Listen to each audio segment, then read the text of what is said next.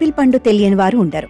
ఎర్రగా నిగనిగలాడుతూ అందరినీ ఆకర్షిస్తుంది యాపిల్. ఇది ఆరోగ్యం కాపాడటంలో కూడా అనేక రకాలుగా ఉపయోగపడుతోందని చెబుతారు వైద్య నిపుణులు. ఇందులోని యాంటీ ఆక్సిడెంట్స్ శరీరంలో పేరుకున్న కొవ్వును కరిగించడంలో దోహదపడుతుంది.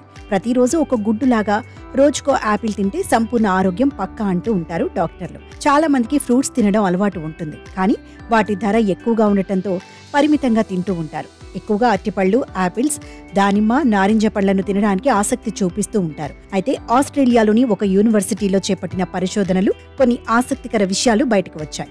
రోజుకో యాపిల్ తింటే ఎన్నో రకాల వ్యాధుల నుంచి తప్పించుకోవచ్చని మనకు తెలుసు.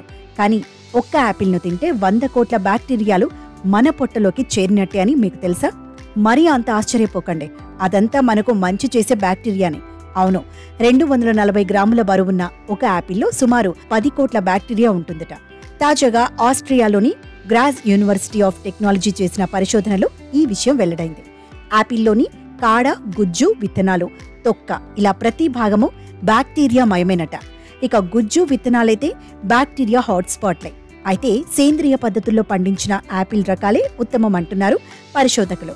ఎందుకంటే ఈ 2 రకాల యాపిల్ పండ్లలో బ్యాక్టీరియా సంఖ్యలో పెద్దగా మార్పు లేనప్పటికీ అందులో ఉండే మంచి బ్యాక్టీరియాలో మాత్రం తేడా ఉంటుందట. పంట పండే ప్రాంతం, భద్రపరిచే విధానాలను బట్టి వాటిలోని మైక్రోబయోమ్ల కంపోజిషన్ మారిపోతుందట.